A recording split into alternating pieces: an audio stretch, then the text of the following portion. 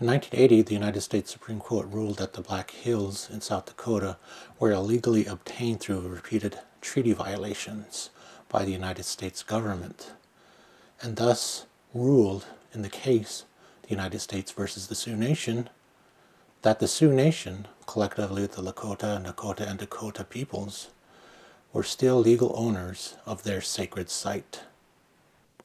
The Supreme Court ordered, quote, just compensation to the Sioux Nation, and that obligation including an award of interest, must now at last be paid. The United States government then offered to purchase the Black Hills for the sum of $100 million plus interest. Today that money sits in an escrow account and is worth $1.4 billion. So far, the Lakota, the Nakota, and Dakota have refused the money, stating they just want their land back.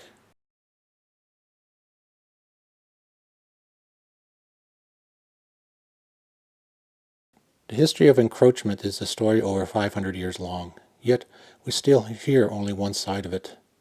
The common phrase is the winner is right, the history is wrong. History is amoral and happens constantly without anyone's input. The phrase, those with the better marketing write the history, should be used. For so long, every school in the U.S. barely mentions the other side of the story in history class, the story of those being encroached on. The indigenous history of the United States is not one of national exceptionalism, but of brutal colonization and erasure of culture. Only recently have indigenous writers and historians begun to expose the other side of this mountain of history. The best example of which is how each perspective presents the Oglala war chief, Crazy Horse. The Journey of Crazy Horse is subtitled A Lakota History, and it represents a Lakota history in the truest sense, in that Joseph M. Marshall III is himself a Lakota, raised by family and grandfathers, and taught to give respect to, take part in, and most importantly, be responsible to a Lakota way of life. At the center of that lifestyle, according to Marshall himself, stands the Oglala leader, Tsunkowitko, whom history knows as Crazy Horse. Marshall was raised on the Rosebud Reservation, hearing the deeds of Tsunkowitko. So much so, like most, if not all, Native American men, developed this mythological image of the historically patina-coated figure called Crazy Horse. The true man has gotten lost in this haze of sepia tones and boyhood dreams, and Marshall wrote this book in hopes of connecting to that figure that is constantly forgotten about when set alongside the legend. Marshall aimed to reverse the tenet of that particular Western movie. If you have legend and you have the truth, print the legend.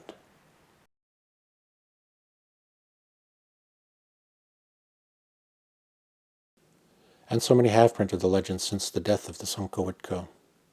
Marshall, though, has a very unique perspective of the man, the myth, and the legend, because Crazy Horse is one of Marshall's people.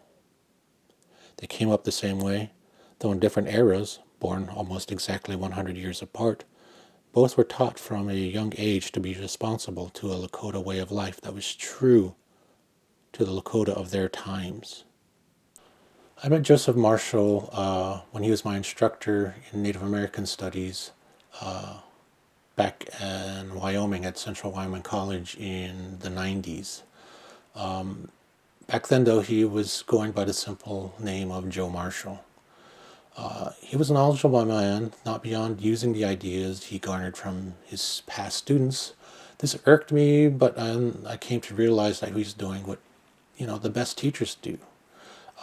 Like my own mother and my father, he was learning from his students. I've come to respect the great lengths that he goes to preserve a way of life which he brings so intimately to his writings. And I cannot honestly tell you if he remembers me at all being in his class, since this is so long ago. But I can tell you jokingly that was only after we met that he began to go by Joseph M. Marshall III. I also count myself among the Native men who have deified Crazy Horse. He, along with my father, are the two best men I have ever known, and, in a sense, will never know. I still carry in my mind the image of the rider, the dreamer, the warrior, the lightning.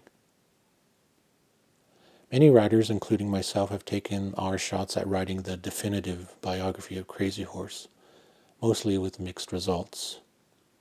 Mary Sandoz and Stephen Ambrose are more famous for theirs. Mary Sandoz subtitled hers The Strange Man of the Oglala, and she does carry interviews with He-Dog, who was a friend of Crazy Horse. Sandoz researched a lot of interviews, but most of this information does come secondhand. It is an over-reliance of which many accuse Joseph Marshall's book of. Stephen Ambrose concentrates on comparisons to Custer as if that is how you measure a Lakota leader. And most will always write about his death because the destruction of indigenous people needs to be irrevocable and inevitable. So much so that Larry McMurtry coined the phrase the Gospels of Crazy Horse when describing the many histories of the figure's death. Because when it comes to the depiction of native peoples, that tacit attachment to savage violence must never be excluded, nor their fade into history. Lonesome Dove writer Larry McMurtry's short version for the Penguin Life series has become a personal favorite of mine. McMurtry writes that many historians do print the legend that Meyer's Crazy Horse in that hazy smoke of legend, and thus tries himself to avoid the myth. But this gives him little else to write about after dismissing the large volumes of legend-tainted histories out there. But his straightforward attitude about it not being his story to write to begin with, and his way with a turn of phrase, has made it my number one book on Crazy Horse for the longest time. That is, until I read Marshall's book.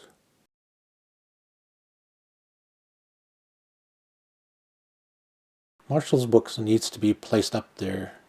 No, it needs to be placed alongside, even above, Ambrose's and Sandoz's biographies, because Marshall is simply not writing another biography of Crazy Horse. He is telling us the story of the Shunka-Witko.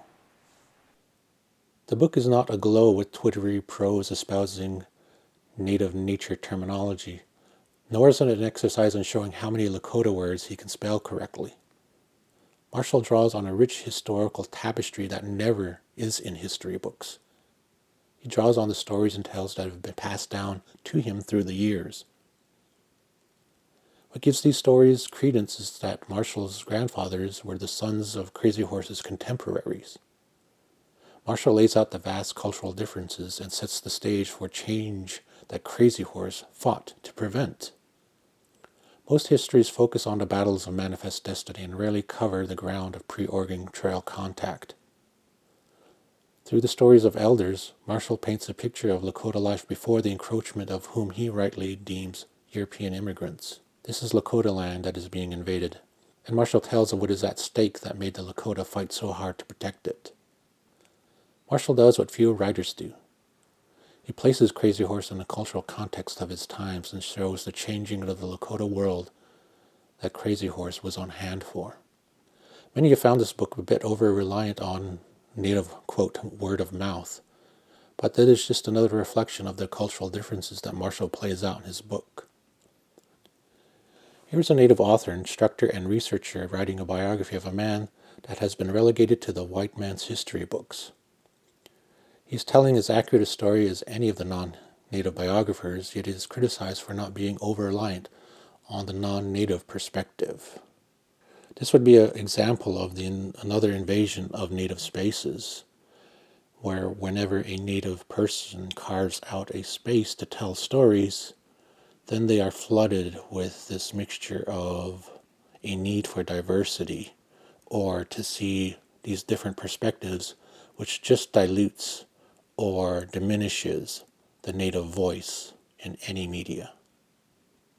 The non-native historians tend to push either the warrior savage who learned everything about fighting from the whites, and that was the only way he could have defeated Custer and Crook, or the mystical savage who was lost in a haze of dreams and smoke, and only fought when his dreams told him to. Here Marshall plays out the cultural differences mainly through how each side dealt with war. Marshall conveys a Lakota warfare dependent on landscape, knowing the territory and your own abilities and that of others.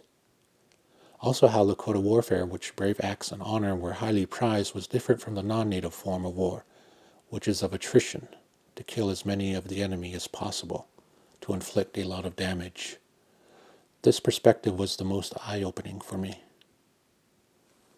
What I love about Marshall's telling is that he's able to get under the layers of mythology and give us a look at how Crazy Horse must have lived as a boy, as a fighter, and as a man, because he himself has those same experiences as Crazy Horse does, being a Lakota man himself. Crazy Horse experiences the same things we all do: love, death, and conflict. But Marshall does not play them up for ideology. He firmly roots them in the Lakota lifestyle. He shows us that Crazy Horse was a human being, insecure at times, making the selfish choice, always wary of the body count, and susceptible to anger and rage. You see, Crazy Horse was no saint.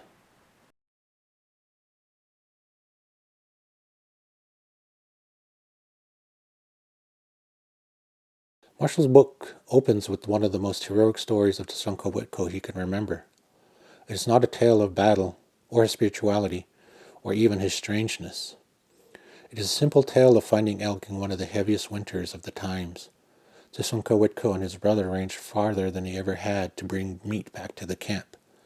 When he did, he gave much of it away to those who could not hunt for themselves.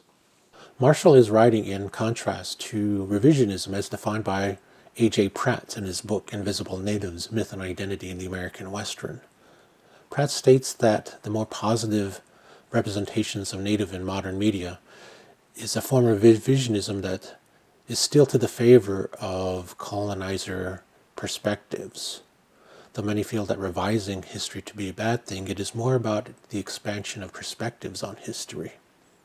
Still, the revisionism Pratt writes about in his book is still to the advantage of white historians. In American Western films, for example, the representations of Native Americans still must adhere to the three tenets of revisionism. First being that the Native Americans cannot do the revising. The second being that Native vanishment is irrevocable and inevitable. And the third is that Natives can only confer upon the white hero the authority to speak on the Native's behalf. Which is why I feel that many were put off by Marshall's history of Crazy Horse. It goes against the idea of the conqueror's remorse, the idea that white historians recognize the destruction of Native culture, and since they recognize it, and there's no one left to speak on behalf of Native peoples, that they should retain the authority to talk about Native cultures and create the histories for them. Pratt also writes about how fragments of a culture are representative of a whole, which makes me think of the mountain being carved in South Dakota, where a statue of Crazy Horse is slowly emerging from the blasting of the mountain. I'm once again reminded of the pulling down of statues, where we think that statues represents history. The statue is ironic because there is no confirmed image of Crazy Horse. What is out there are either pictures of someone else, given authenticity by the experts and historians, or depictions that people can project their own ideas onto. But what is true is that the sacred mountain is being destroyed for a projected idea, while the $1.4 billion still sits unclaimed because the Lakota just want their land back.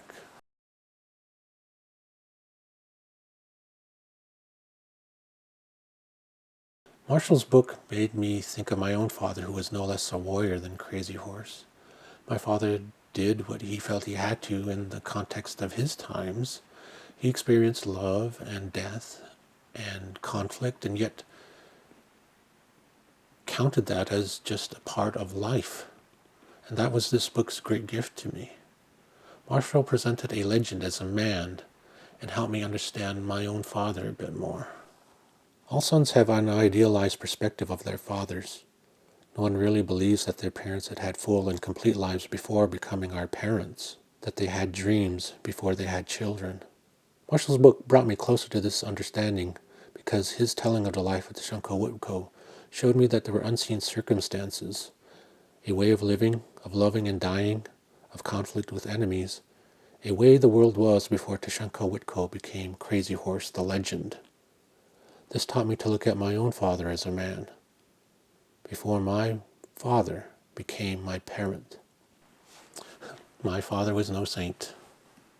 I will place this book on the shelf right next to my other biographies of Crazy Horse, knowing at least in this one book I have the history of Tashenko Witko, and not the story of Crazy Horse.